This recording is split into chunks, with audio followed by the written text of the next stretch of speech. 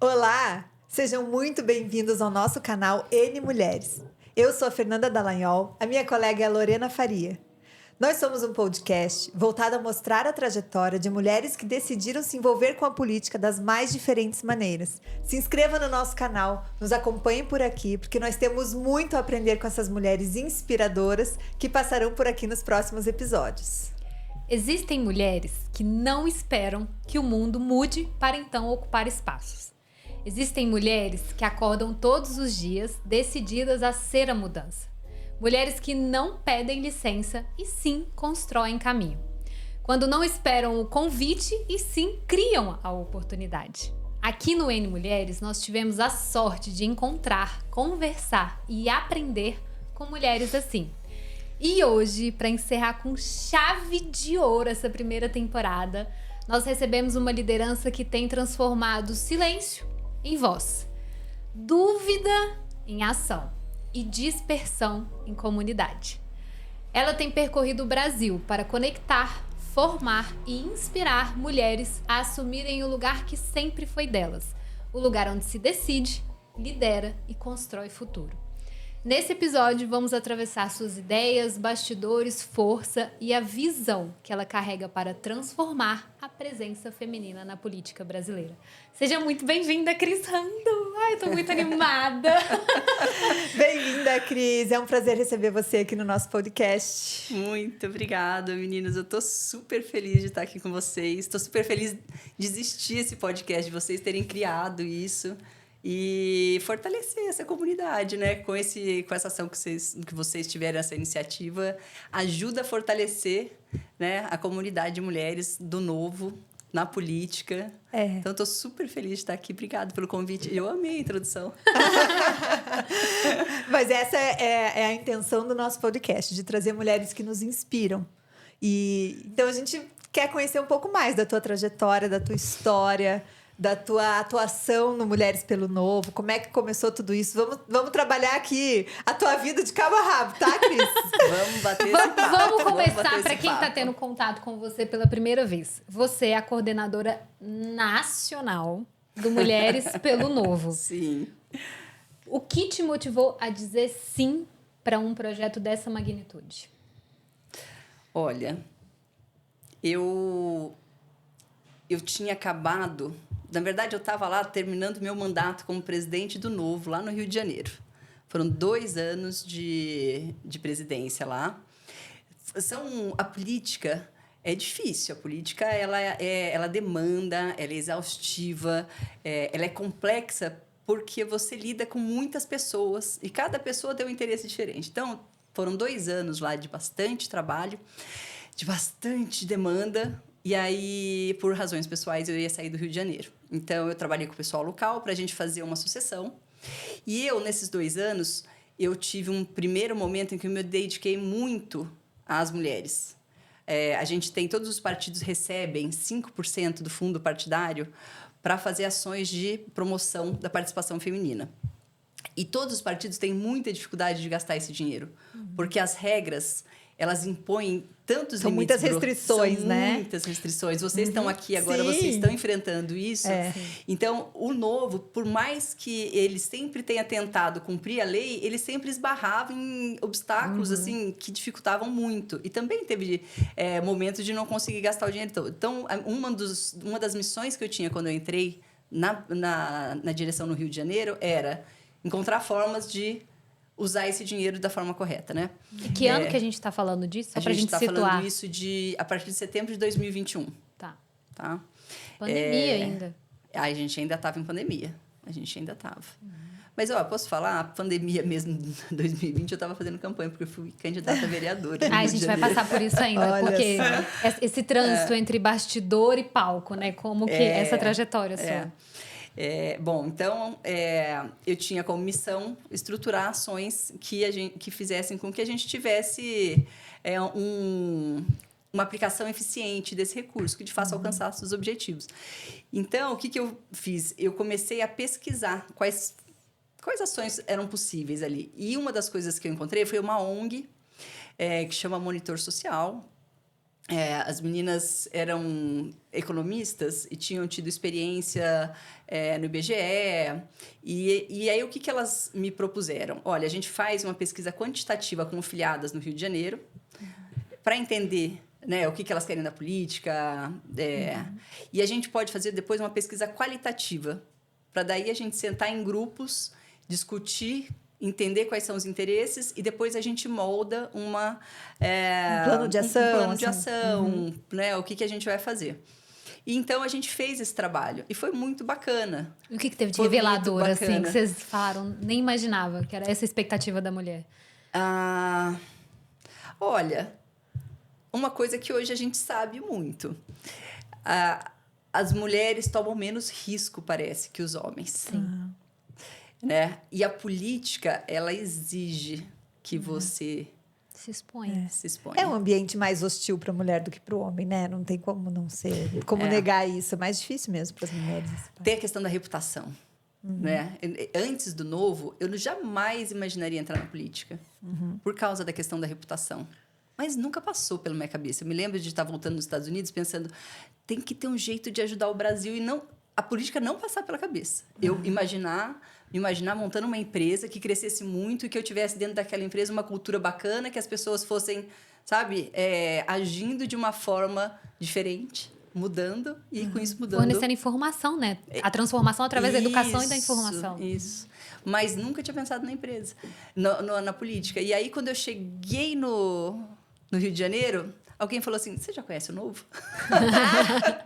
Essa pergunta é muito boa. Eu juro, acabei minha mudança eu cheguei no Rio, acho que 15 de junho, alguma coisa assim, e em outubro eu já estava na primeira reunião do Novo. Nossa, foi rápido. Foi super rápido.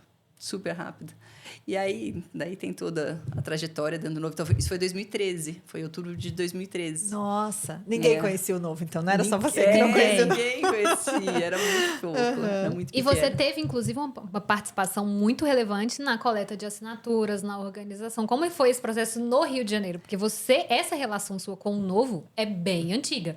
Você falou de 2021 do diretório, sobre essa transição, né? Do diretório para o Mulheres. Mas a relação é bem antiga, né? Porque eu fui para essa reunião. Era uma apresentação, na verdade, com os fundadores do partido, em que eles apresentavam a ideia e o projeto, mostravam onde estava, como é que tinha chegado até ali, contava toda a história mesmo. E estava todo mundo que estava ajudando a fundar o partido. Todos os fundadores estavam ali, os mais relevantes, né? E a apresentação foi sensacional, foi espetacular. A hora que... Te deu uma esperança, assim, acho que pode ser por aí. Exatamente, brilhou meu olho, eu falei, é isso. Olha. Mas um dos conceitos que bateu ali foi, a política é o único caminho, a única ferramenta que a gente tem para fazer a transformação que a gente acredita mesmo. E se a gente vai tirar as pessoas de lá porque elas não estão fazendo o que elas estão fazendo, a gente tem que pôr alguém no lugar. Sim. Se não for você, vai alguém. Quem que vai? Aí ficou claro, assim, sabe? Eu não sabia o que eu ia fazer. E aí, eu passei a me aproximar dessas pessoas que estavam organizando isso, que fundaram. Entendi que era gente séria, né? Porque é isso, você precisa saber quem que tá, se não é só mais uma iniciativa, assim, um PowerPoint bonitinho. E no fundo, antes de você embarcar, né, no projeto deles. E não, eram famílias, as famílias estavam envolvidas nisso, sabe? Todo mundo. E aí foi isso, assim. A partir dali eu não saí mais. Eu passei a participar das reuniões, dos encontros, que aí tinham debates, porque o fundamento do Novo é bem liberal, né? E aí você tem toda uma doutrina liberal que eu não conhecia. Eu não conhecia. E passei a conhecer a partir dali. Então, a gente tinha encontros. A Fundação Naumann, que é de um partido alemão, fez uma parceria com o Novo. Então, ela vinha, fazia seminários. Era bem bacana, assim. A gente participava desse tipo de iniciativa. Muito preocupado, o partido muito preocupado com a formação dessas pessoas, né? De você ter essa formação, de ter pessoas qualificadas, porque não adianta só ocupar. Exato. Você tem que ocupar com qualificação, né? E é algo que o partido traz até hoje. Eu acho que é o único partido do Brasil que tem isso, né, Cris? DNA, né? Que tem uma questão de formar os políticos antes das eleições É. e continuar formando depois de eleitos, né? É. Porque os mandatários dentro do Novo têm todo um acompanhamento, né? De aprendizado e de exercício de mandato, de unidade, né? Aham. Eu imagino que seja o único partido do Brasil que tenha isso. Até porque, pelo que eu percebo, assim, principalmente nas cidades pequenas, quem é eleito não tem apoio de ninguém, não tem nada, não tem assessor. Muitas vezes o gabinete é só o mandatário. Então, eu sinto que o Libertas, que é, né, o Instituto de Formação do Novo, ele está tendo um papel bem importante. Eu já conversei com mandatários de cidades pequenas que falam, sabe? Nossa, se não fosse o Novo, não sei o que ia ser de mim, né? E aí a gente pensa... Eu lembro da bancada lá de 2008, na Federal. Era muito legal ver o que eles faziam, assim. Eu tenho os livros, sabe, que eles foram construindo. Thiago Mitrô. Eles montaram uma estrutura que era como se fosse uma empresa, assim. Então, porque cada deputado federal eleito tem direito... Eu não lembro, mas acho que são uns 20 assessores. E a gente tinha como regra ter um termo de compromisso que todo mundo que se elegia tinha que só podia usar 50% de tudo que tivesse direito a usar. Olha. Então, a Adriana Ventura, ela economizou uns 8 milhões, assim, um negócio maluco. As cartilhas dela todas informam isso, as economias que ela fez, né? Exato. E aí, quando você passa a cláusula de barreira, que foi o caso do Novo, em 2018, a gente elegeu 8 deputados federais e superou a cláusula de barreira. Então, isso deu direito ao partido de ter a sua bancada da liderança. A bancada da liderança podia ter, sei lá, acho que eram 60 assessores que você pode pôr. O que os outros partidos fazem? Nossa. Eles Distribui, nomeiam né? os cabos eleitorais. Claro. O Novo montou uma estrutura de gestão. Então, ele tinha 30 e poucas pessoas, eram técnicos com processo seletivo, eu imagino. Com processo seletivo, você tinha um diretor, que era tipo um CEO daquele grupo, que era era sensacional, assim. Então, você tinha uma definição de metas, você tem um monte de manuais que eles foram construindo, gestão de carreira ali dentro daquele grupo. E como os outros partidos não têm isso, e 2018 foi um ano de muita renovação na Câmara, chegou um monte de deputado federal, né? Assim como o Deltan, que não tinha base partidária para trabalhar. Era só o gabinete próprio. Porque chegava na bancada da liderança, o que tinha lá? Tinha um monte de gente fazendo campanha. Né? Então, a bancada da liderança do Novo virou referência para todo o Congresso. Eles emitem nota técnica explicando por que eles estão votando de tal forma. E esses deputados todos passaram a ter a bancada do Novo como referência. Os que são interessados, né? Os que estão com vontade de fazer bem feito, que querem entender o que está acontecendo. Que querem mudar mesmo, que não estão ali por um oportunismo, assim. Sabe o que eu lembro, Fê? Quando a gente entrou, a bancada entrou, acho que o segundo ou terceiro projeto que a bancada propôs foi acabar com o fundo partidário. A gente teve, acho que 140 assinaturas. Ou seja, você tem gente lá interessada na mudança, né? Você tem. É que essas pessoas ficam reféns dos partidos deles. Mas é engraçado isso que você traz, Cris, porque existe uma diferença dentro do Novo para os outros partidos, que é assim, o candidato do Novo, ele chega com o conteúdo. Os outros candidatos estão lá com a casca. Então, você tem essa dinâmica entre o candidato do Novo, que vem com o conteúdo, vem com o curso do Libertas, que vem entendendo minimamente como funciona a Constituição. E aí ele precisa criar a casca, que é a política. A maioria dos políticos é só essa casca. Isso. E não tem conteúdo. Então, esse choque que você encontra nesses ambientes de decisão, que é onde a gente busca mudar, né? Fazer a diferença. Então, é uma grande diferença que a gente percebe em todos os níveis aqui. A gente entrevistou gente de cidade do interior, as vereadoras do Novo aqui de Curitiba, os deputados. Então, você vai percebendo essa diferença desde a concepção, tá no DNA do partido desde o começo, né? Você... Era até uma pergunta que a gente tinha, assim, você roda o Brasil. Sim. Imagino, especialmente conversando com as mulheres. Você percebe que tem diferenças regionais dessa mulher na política, ou você acha que dentro do Novo existe uma coesão, assim, dessa postura dessa mulher na política? Você consegue identificar isso? Tem uma coisa que é comum nas pessoas que vêm para o Novo. E aí, mulheres e homens, e as mulheres acabam tendo isso aqui também. A gente não trabalha com cota, né? E mais do que isso, a gente não trabalhou com fundo partidário e fundo eleitoral até 2022. Sim. Então, a atitude das pessoas que vêm para o Novo é uma atitude um pouco de empreendedor. É a pessoa que tem uma ideia, tem um projeto, e ela sabe, ainda que seja sem algo formal, um conhecimento formal de um MBA em gestão empresarial, ela sabe que ela tem, para fazer aquele projeto dar certo, ela precisa de dinheiro, ela precisa de apoio, ela precisa de um produto, então ela se desenvolve o produto que é ela, né? Faz um trabalho de autoconhecimento, de desenvolvimento pessoal, e ela busca entender. E aí vem isso, ela aproveita o que o Libertas oferece, porque ela está buscando informação de como ela consegue implementar aquele projeto que ela tem. Ela encontra um terreno fértil para isso também, né? Isso, exatamente. Encontra a estrutura para que venha... Dá um match, né? Dá um match. A pessoa tem essa postura, essa iniciativa, e o partido oferece né? ferramentas né? Para que ela possa implementar. Que legal. Comum. E aí também é comum que as pessoas... Porque não é fácil, né? Implementar um projeto. Não é fácil. A maior parte dos projetos dão errado. Né? A maior parte dos empreendimentos dá errado. Então, e a política é a mesma coisa. E aí, também é comum enfrentar, né?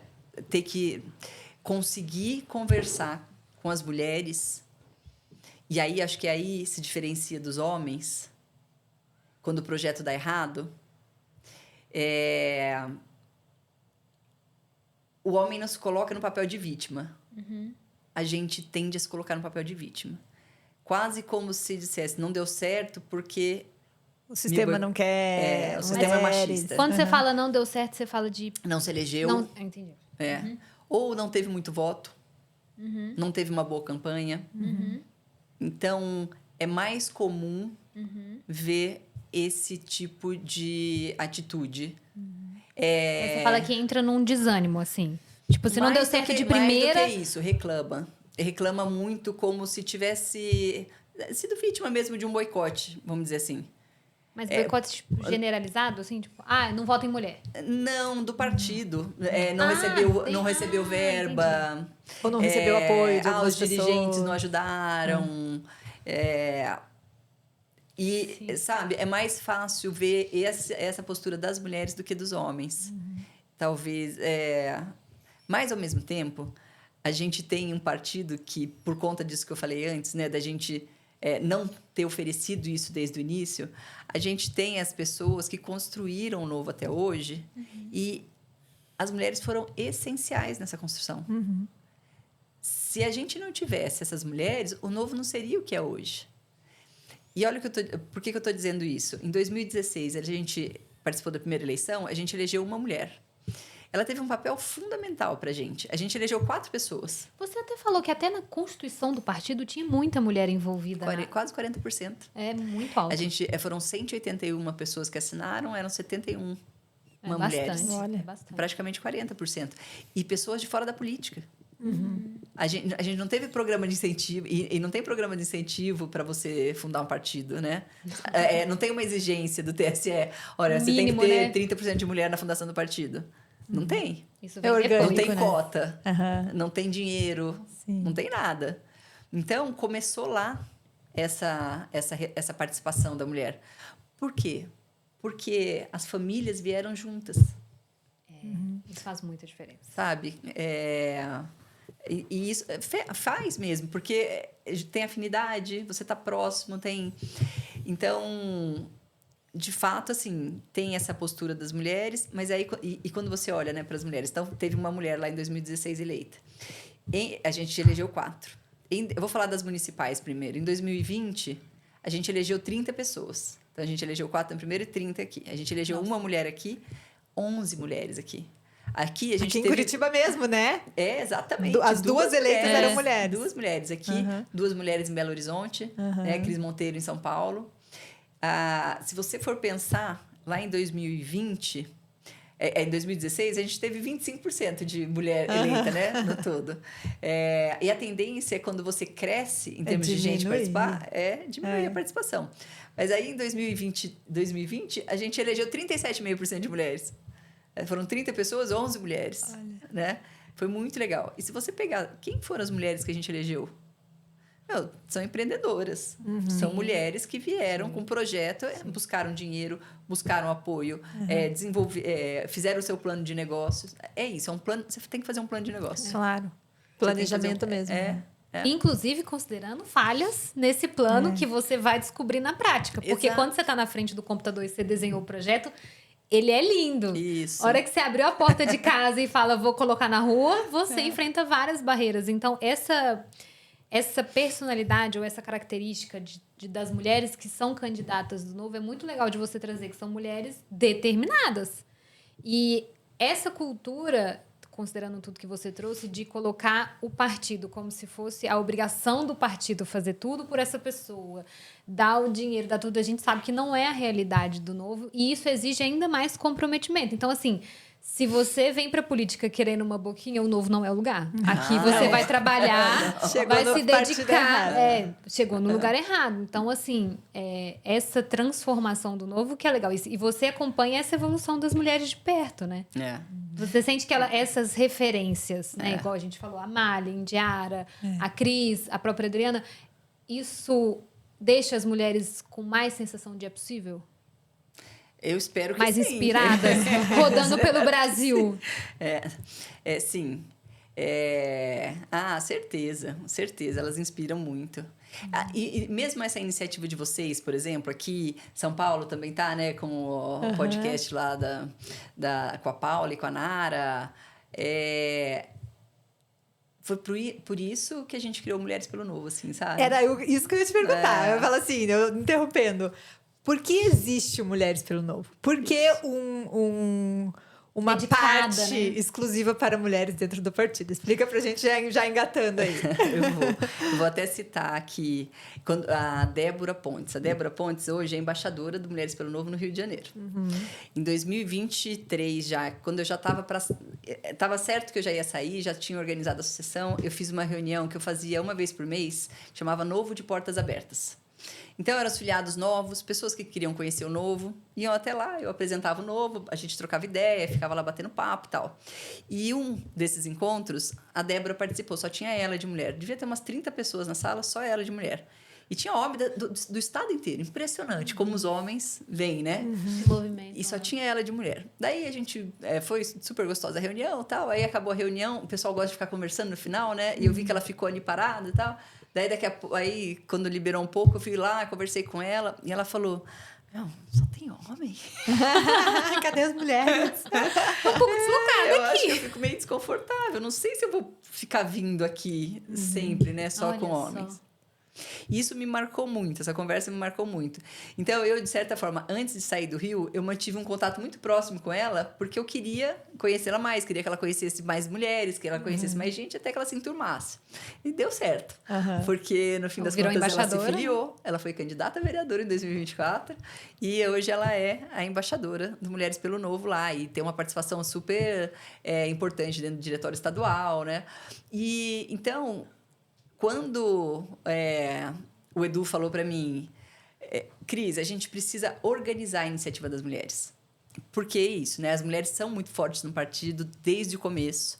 Mas a gente tinha decidido, né, em 2022, lá no final do ano, depois de tudo que a gente viveu, assim, a gente decidiu em 2023, no comecinho, eu participei da Convenção Nacional, que a gente ia usar o fundo partidário, porque eu ainda era presidente do Diretório Estadual do Novo. Então, houve uma Convenção Nacional no Rio de Janeiro.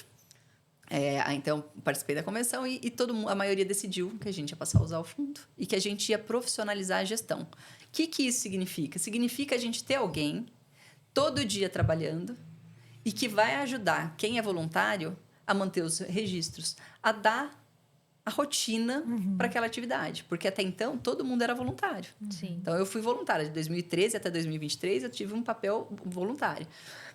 E qual que era o problema? Você não tinha quem... registrasse tudo aquilo que estava acontecendo. Então, se eu saísse, estava na minha cabeça. Né? Então, a ideia de usar o fundo foi profissionalizar a gestão. Ter essa estrutura.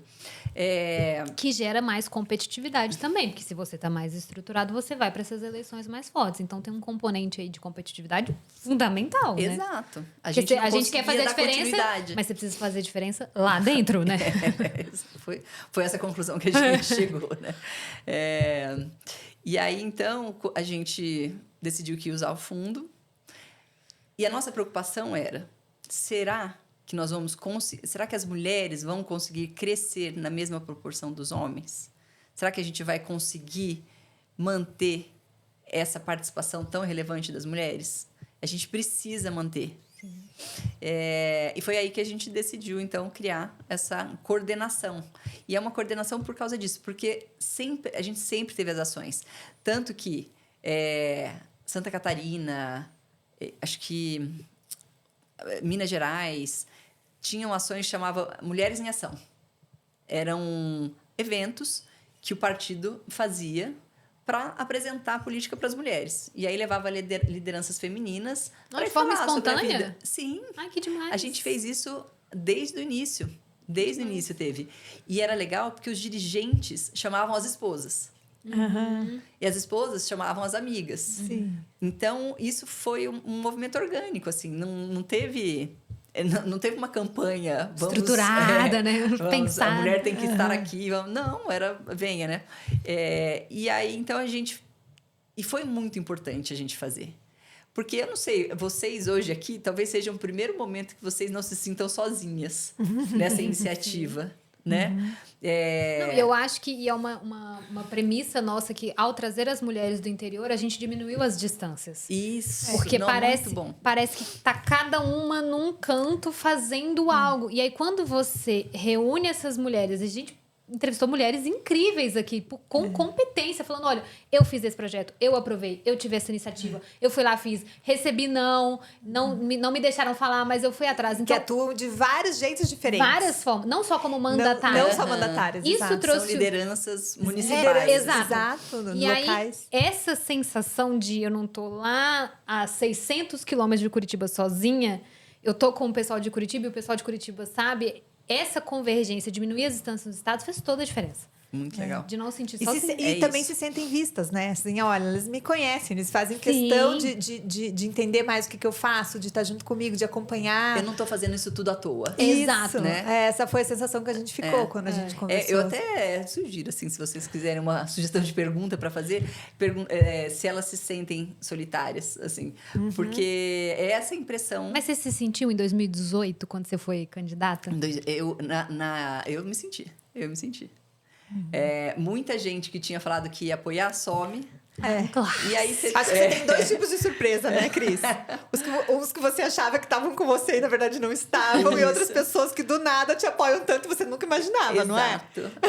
É muito legal. E a parte legal da campanha é essa. Gente, é engraçado. E todo mundo vive todo isso. mundo vive é a mesma impressionante essa experiência, como ela é compartilhada. É algo que as pessoas que vão ser candidatas devem levar em consideração. Já esperar, né? Já espera. Não se frustrem. Não se frustrem. Vai ter razão para você. Não se sinta sozinha. Todos os candidatos passam por isso. Mas essa pessoa nem me ligou, não veio pegar um santinho. Nada. Tem 20 Nem anos que eu conheço. Nem 10 reais. Não pode contribuir com nada, né? Minha vaquinha online tá lá, murcha, tadinha. Tá lá sofrendo, pro sertão. Exatamente. Não sai leite dali. E talvez as pessoas que estão por perto e que não participam da política não entendem que você é filiada a um partido e o partido não tá pagando a sua campanha, né? Eu acho que elas não sabem. Eu acho que as mesmo, pessoas Fê. não têm muita ideia disso. Não.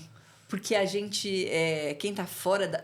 A verdade é que quem tá fora da política não tem a mínima noção como o jogo funciona. Sim, elas com sabem certeza. que o jogo é sujo, que as pessoas tiram proveito, mas elas não sabem exatamente como funciona a coisa, né? Inclusive o movimento para mudar isso. Não, Para não mudar tem.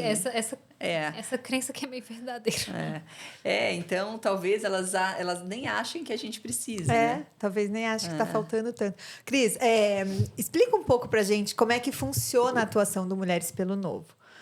Então, você já explicou que é uma parte do partido para estimular ações, né? Assim, e iniciativas de mulheres. E como funciona isso Brasil afora? Explica um pouco. Inclusive os pontos de Mulheres pelo Novo em cada estado, essa descentralização. A gente, no Novo, a gente tem uma estrutura diferente, né, dos outros partidos. Eu faço questão de falar sempre que chega uma embaixadora nova, uma integrante nova, eu faço aquela apresentação, né, que eu mostro por que é o Mulheres pelo Novo, por que não é Novo Mulher e tal. A gente é uma área de mobilização, né, a gente não é uma estrutura hierárquica, que até depois eu falo um pouquinho o que eu aprendi esse final de semana, essa semana passada, que eu fui para um evento apartidário com lideranças nacionais femininas de todos os partidos. Então, eu escutei coisas que provam que a gente está fazendo certo desde o começo. É difícil mesmo. É difícil mesmo convencer as mulheres a vir. Mas a gente está fazendo o certo, o melhor que dá para fazer. Então, a primeira coisa, Fê, é uma campanha de conscientização interna. Sabe, assim, o que é natural nas relações? Nós, mulheres, nos aproximamos de mulheres, não é? No nosso dia a dia. Nós temos afinidades, nós temos coisas em comuns. Então, a gente, né, faz coisas juntos. Os homens ficam entre eles, né, no dia a dia. Seja para diversão, vai tomar uma cerveja, vai bater papo, vai jogar conversa fora. Ou se alguém pede uma referência de um advogado, ele vai falar ao amigo dele. Isso é natural acontecer. E, no fim das contas, o dirigente, quando ele tem que montar a nominata, ele fica pensando, nossa, quem são os melhores candidatos? Ele só está pensando em homem.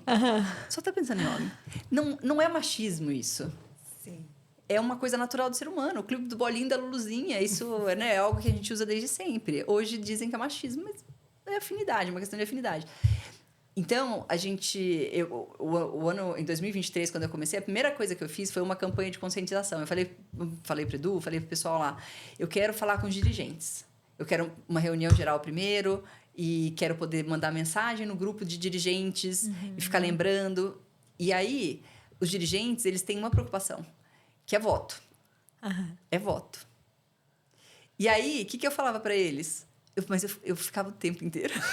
Eu mandava mensagem, ligava e falava assim, escuta, você precisa de voto? Se você não tiver mulher nessa nominata, você não tem homem, você não tem candidato, você não tem voto. Sabe? Então, vamos usar a regra que está aí para incentivar, para fazer esse trabalho. E eu fiz bastante. Tanto que eu lembro que em 2024, em maio, eu consegui convencer o Edu, o Zema, a participar de uma super live. Cris Monteiro, Adriana Ventura, participar de uma super live. Nossa, até caiu o peso dessa live, até caiu a live. Mais de 500 mulheres participaram da live. Ai, que demais. Que era para chamar a mulherada e falar, escuta, a gente precisa de vocês têm que participar. E aí a gente teve, o ano passado, 2.374 candidatas. Em 2020, a gente teve 130 e poucas. Eu não sei se você vai ter cidade. Você tem dado de quantas mulheres hoje são filiadas ao Novo? No Brasil? Tem. A gente está hoje em 27%, em termos total de filiado. Se não lembrar, tudo bem. Eu não vou lembrar. Eu tenho tudo na minha mochila. Não, mentira. Meu HD externo. Mentira. Ela vai pegar uma colinha bem rápido ali, ó. Sabe o que nós temos? Olha nós o bloco temos de nota. Um painel de monitoramento, um dashboard das mulheres cor-de-rosinha. Que aí eu agradeço ao dele, nosso setor de dados do Novo, que ele fez isso bem bonitinho. A gente tem dirigentes mulher hoje? Tem bastante dirigente mulher, inclusive mulheres que começaram como embaixadoras. E viraram dirigentes. Viraram. A Ju, no Espírito Santo, é vice-presidente do diretório estadual hoje. E o que você sente de diferença de gestão delas, assim? Menina, você acha que elas se jogam. Essas mulheres se jogam. Fazem acontecer, ajudam, né? Não tá nominata, estão ali no dia a dia mesmo, trabalhando para caramba. Lariane, no Maranhão. A Lariane fez eventos, assim, enormes e trouxe muitas mulheres para o partido. Trouxe muito. Eu lembro que o Maranhão, em 2024, acho que em fevereiro, cresceu 1.000 filiadas. Foi um negócio, assim, impressionante. E ela faz um trabalho interiorizado, né? Ela faz um trabalho bem legal, né? Ela está agora naquela Rota 267, como chama? Que ela está rodando o Maranhão. Ela roda pelo interior. O carro e foi para o Maranhão falar com as mulheres. Dedicada, né? Super. Super. Trabalho voluntário, viu? Trabalho voluntário. Mas aí tem esse componente da paixão que move também a pessoa, né? Que tem. A pessoa vê... E às vezes você só precisa convidar essa pessoa, né? Nem convencer. se essas mulheres recebem o convite para participar da política, não necessariamente você precisa ter um PowerPoint. Sabe uma experiência que eu tenho tido? Eu tenho conversado com muitas mulheres também, aqui no Paraná. E algumas pessoas que a gente, né, assim... Né, Cris? Que tem um trabalho, assim, que a gente vai com uma lupa, assim... A gente está de olho em você. Algumas pessoas que eu conversei, assim, faz uns 15 dias com uma pessoa que eu acho que, assim, tem tudo a ver com o novo e tem que entrar na política, não tá. Aí ela falou assim, Fernanda, eu nunca tinha pensado. É isso. Mas agora que você falou, talvez seja a minha cara mesmo. E aí eu falei assim, vamos voltar a conversar, sabe? Porque assim, às vezes... Embaixadora maravilhosa. Às vezes a própria pessoa não se enxerga na política, né? Até alguém olhar e falar assim, eu enxergo você trabalhando na política. Por exemplo, uma coisa que eu imagino que você deve ouvir direto. Eu não tô preparada para isso. Aí sabe o que eu falo? Eu falo assim, olha os que estão lá. Vê quem que pior que tá no vídeo. Eu falo assim, você vai arrasar muito. Comparar, né? Você vai dar um show se você for eleita. Não tá preparada, mas tem como se preparar em 10 dias. Isso. Né? A pessoa, né, que tem vontade. E eu explico assim, que tem mesmo esses cursos do Libertas que são muito bacanas, sobre políticas públicas, sobre diferentes formas de atuação. É muito rico, né, Cris? Muito. E outra, tem a gente... Não, o Libertas... eu já participei de eleição, e aí eu tenho uma reclamação para fazer com as mulheres de uma forma geral. Que Anota, pega papel e caneta, hein? Pode anotar, reclama. Eu fui candidata em 2020. Eu me envolvi com isso, estou envolvida com isso desde 2013. Ninguém me liga para tirar dúvida. Olha só. Ninguém. Liga para reclamar. Porque eu não recebi dinheiro. Porque não sei o que, não sei lá. Não recebi material impresso. Não sei quem não quis fazer filme comigo. Tem o preferido. Exato. Mas ninguém me liga para perguntar antes. Como faz? O que eu fiz errado? Com quem que eu posso falar que pode me ajudar? Olha só. Porque sabe uma coisa que eu aprendi no meu tempo lá nos Estados Unidos? Não é que eu aprendi lá, né? Eu já tinha ouvido lá, mas lá eles batem muito. A Cris tem isso ainda. A gente ainda vai tentar passar por isso, que ela ainda morou fora. Ela tem uma visão internacionalizada. Só que a gente não conseguiu, que essa mulher é um poço de informação. A gente quer extrair tudo. Uma coisa que eles falavam muito lá, a gente não precisa inventar a roda. Uhum. A gente precisa olhar para quem já fez bem feito e descobrir como é que aquela pessoa fez. E na maioria das vezes, essa pessoa está disposta a contar tintim por tintim o que fez. Uhum. Ela só não vai fazer isso se ela estiver no mercado concorrendo com alguém. Mas, normalmente, a gente não está nesse momento. Sim. Sabe? Você tem 513 vagas para deputado federal. Aqui no Paraná tem 40 e tantas vagas na nominata, não é isso? E sabe, são 40... A gente precisa de muita gente. Claro! Não tem concorrência ainda, né? Nesse sentido. Todo mundo se ajudando, né? Eu vou interromper antes, para ninguém dizer que eu estava inventando. A gente tem um dashboard. Tem um dashboard tão bonitinho. Com as mulheres aqui, ó. 19.520 mulheres. Caramba, é muito A gente está em Se 27. você arredonda para 20, 50, a proporção é muito alta. Tá boa, tá boa. 30% tem que melhorar. Tem que melhorar. Mas tá boa. E, Cris, assim, quando você conversa com as mulheres ou quando você escuta das embaixadoras estaduais que estão mais em contato com as potenciais candidatas, quais são as barreiras das mulheres para entrar na política como candidata ou como o que for, como apoiadora, como trabalhar em gabinete? O que impede as mulheres de entrar na política mais? Olha, a primeira coisa, eu acho que é isso que você falou, Fê. A mulher nem sonha, nem pensa, nem passa pela cabeça. Eu acho que é mais ou menos como pensar em ser atriz de Hollywood. Que legal que seria, mas nem... E aí, na política, nem tem o que legal que seria. Pior. Né? Porque ser atriz de Hollywood, nossa, eu sou legal, mas é só... Na política, não. Então, a primeira coisa é essa. E aí, o desafio é conseguir conversar com o maior número possível de mulheres que a gente olhe e enxerga o perfil, né, de empreendedora. Porque tem que ter esse perfil empreendedor. Então, chegar e convidar. Então, essa é a primeira coisa. A segunda coisa é... Vamos pensar aqui. Você tem a questão do lar, né? Imaginei. Porque para você entrar, já vai ser difícil pra caramba. Se você não tiver uma equipe em casa, aí E o mais natural, né, na nossa sociedade é que a mulher fique nessa retaguarda e que o homem saia, né, para fazer esse tipo de coisa. Eu lembro de escutar muito isso antes de eu ser candidata. Eu lembro de escutar muito isso de outras pessoas que já tinham passado. Quando eu decidi que eu ia ser candidata, antes de qualquer coisa, eu comecei a perguntar em casa assim: nossa, e se fosse candidata? E aí? Você deu uma sondada na área. Aí, no começo, a pessoa achava que eu estava brincando. Eu falava, eu acho que você seria uma ótima, né? Eu sei que quando eu resolvi, eu falei, olha, vou ser candidata. Aí a coisa foi meio que, sabe, assim, teve que ir, assim, não teve muito o que fazer, né? E aí eu ganhei apoio, tive apoio, assim, da família geral, assim, todo mundo achava que eu era louca, que eu tava louca, né? Mas isso é normal, todo mundo acha, surtou de vez. A gente sai da iniciativa privada e, de repente, alguém te vê na rua com uma bandeira política. Porque eu fazia, no sinal, pedindo voto, distribuindo santinho, e era exatamente isso que eu fazia. Calça jeans, blusa do Novo, tênis e sei lá no sol quente, ó.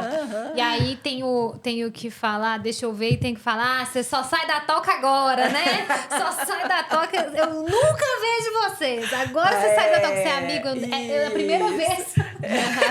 Eu não tinha nem como sair da toca que eu nem entrei. Eu tô tentando entrar na toca, né? Então, e o que você sentiu quando você participou da eleição? Você, seu rosto no santinho, seu rosto exposto. O que você sentiu dessa experiência de campanha? No Rio, né? É um negócio esquisito. É estranho. É bem estranho. E aí é aquela história de ai, tô com medo. Vai no medo mesmo. Sabe, assim, mas qual era o medo, Cris? Medo de quê? Medo de ter pouco voto? Medo de exposição. Não dar certo? O medo de ter pouco voto pega. É real, né? É real. É real.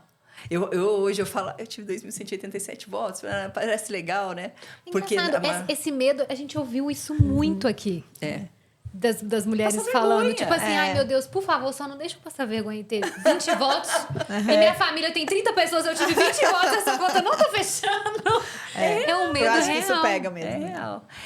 É que eu acho que sabe quando eu decidi ser candidata?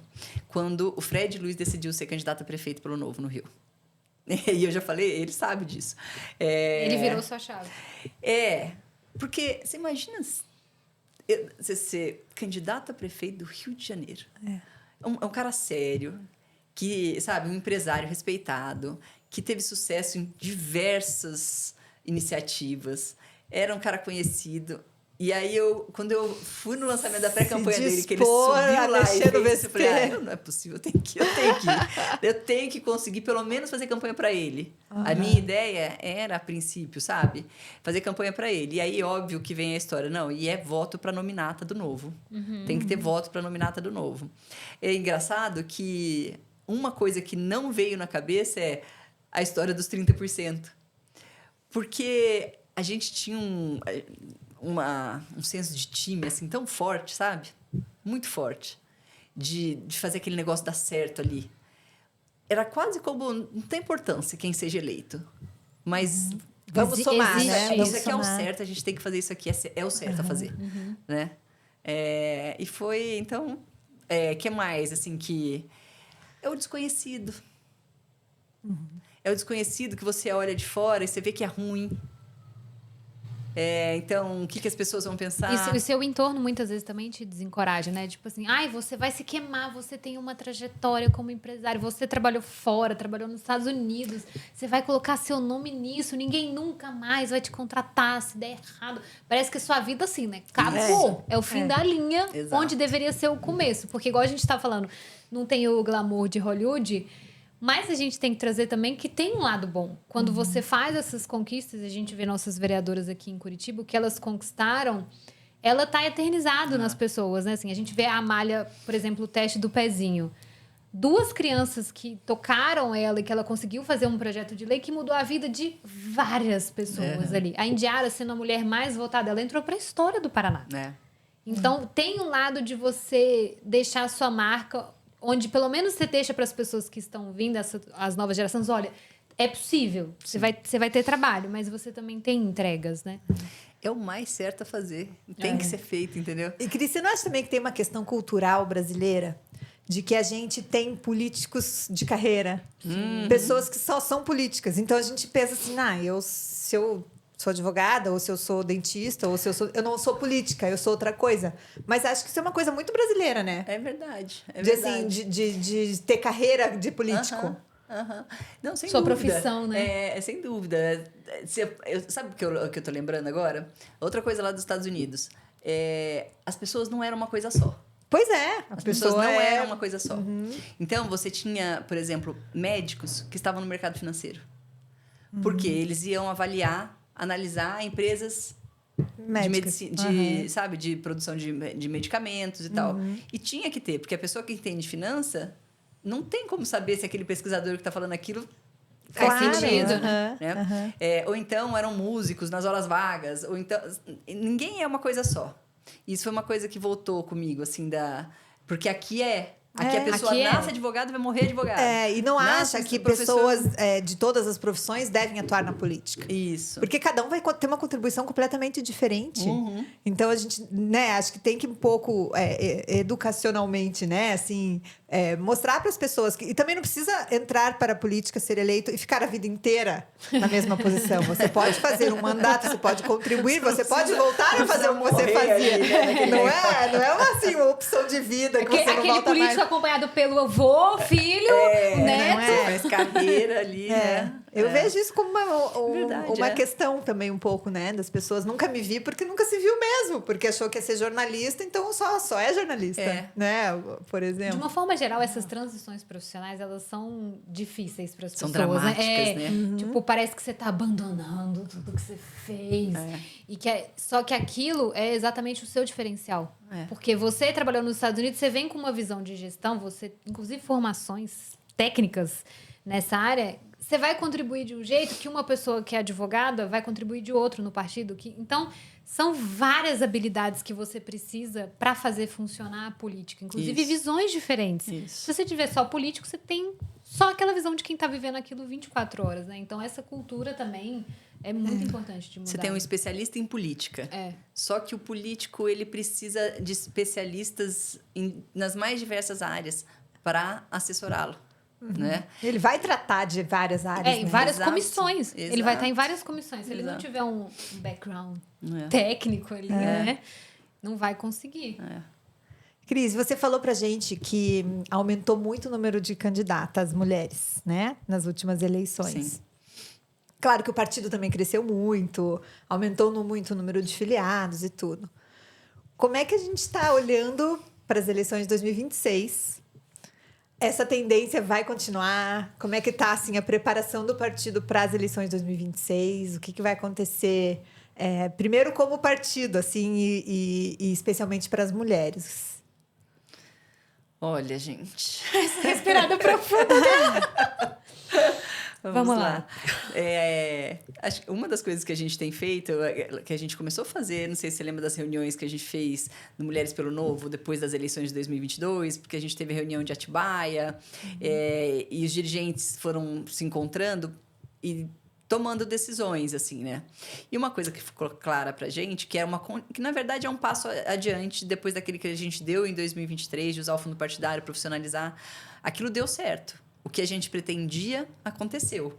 A gente teve um crescimento de 1.000 e tantos % em tudo que a gente pode considerar.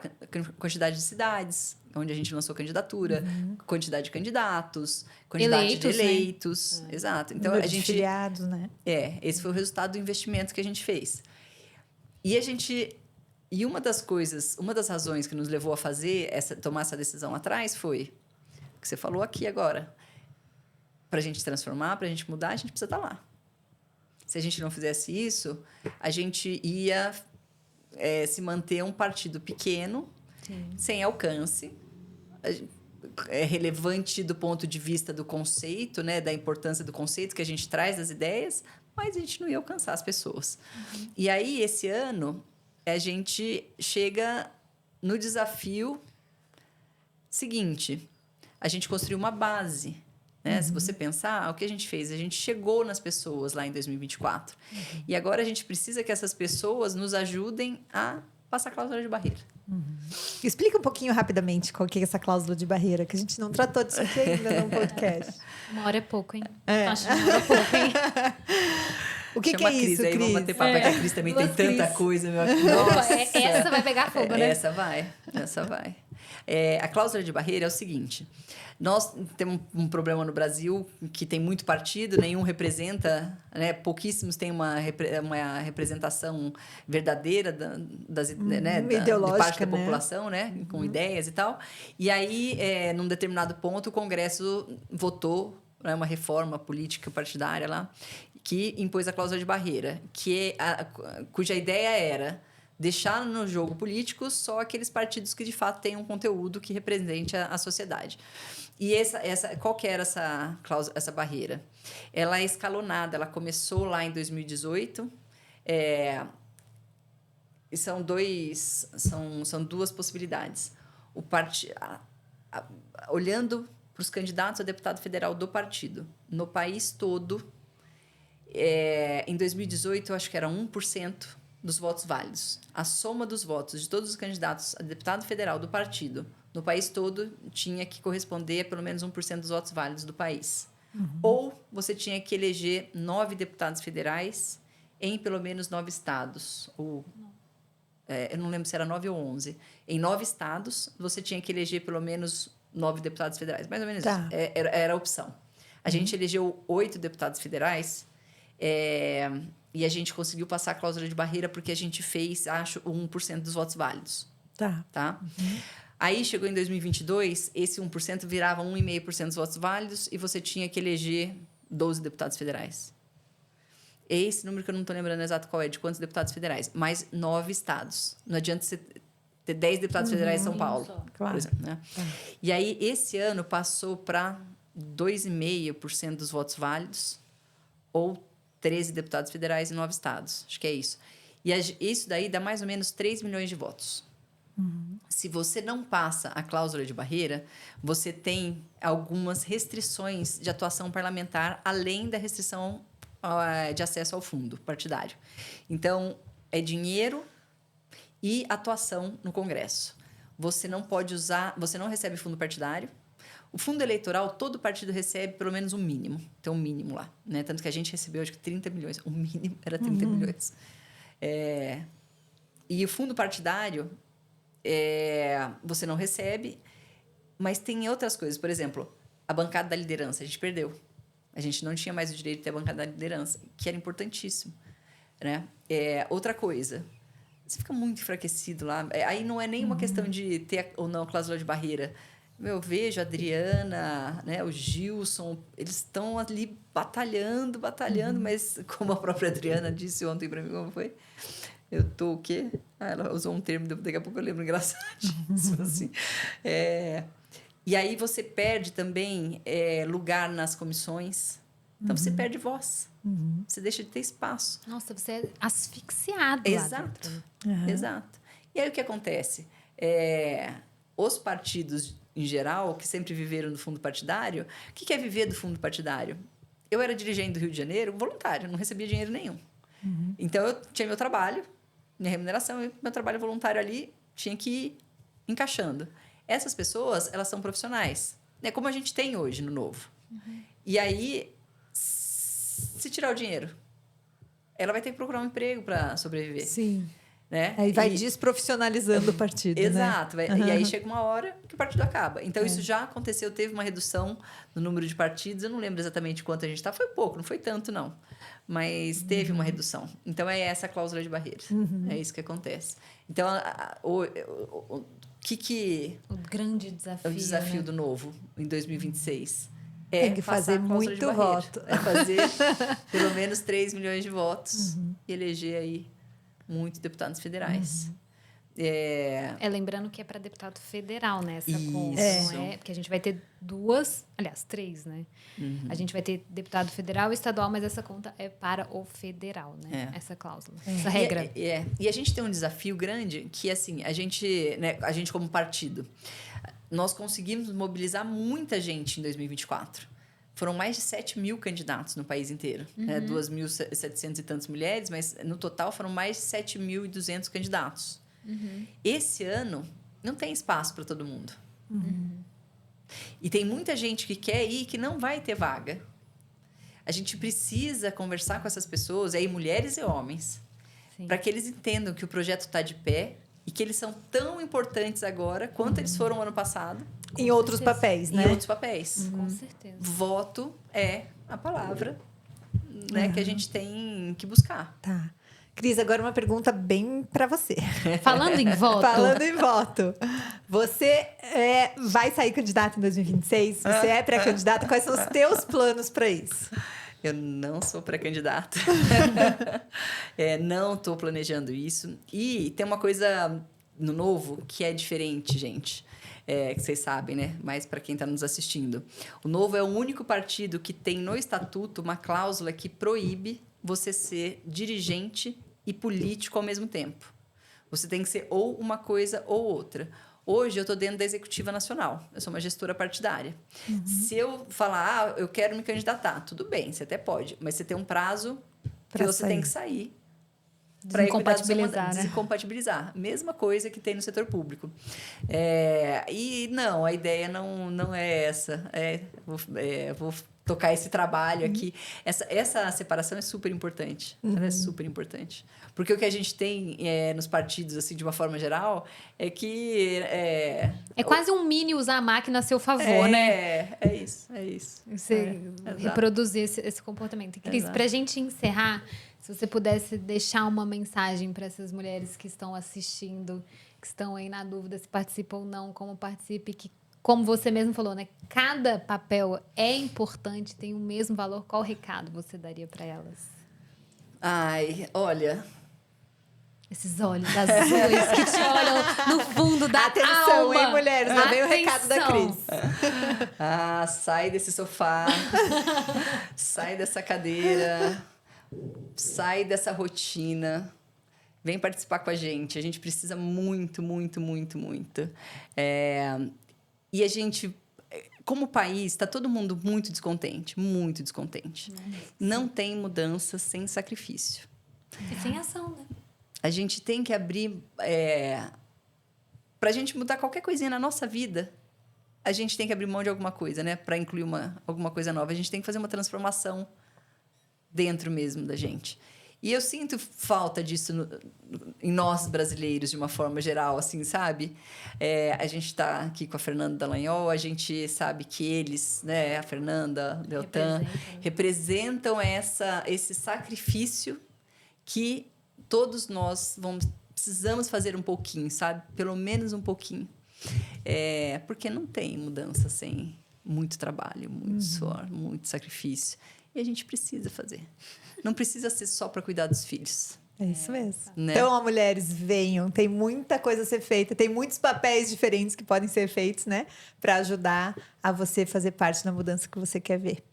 A gente quer agradecer muito, né, Fê? Agradecer a sua presença, que isso foi muito bom. Passou muito rápido. Muito rápido. A gente quer agradecer todo mundo que acompanhou essa primeira temporada nossa. Acho que... Obrigada pelo apoio. A gente recebeu muito feedback importante sobre como a gente diminuiu as distâncias no estado e expandiu para o Brasil também, para conhecer o trabalho do Novo.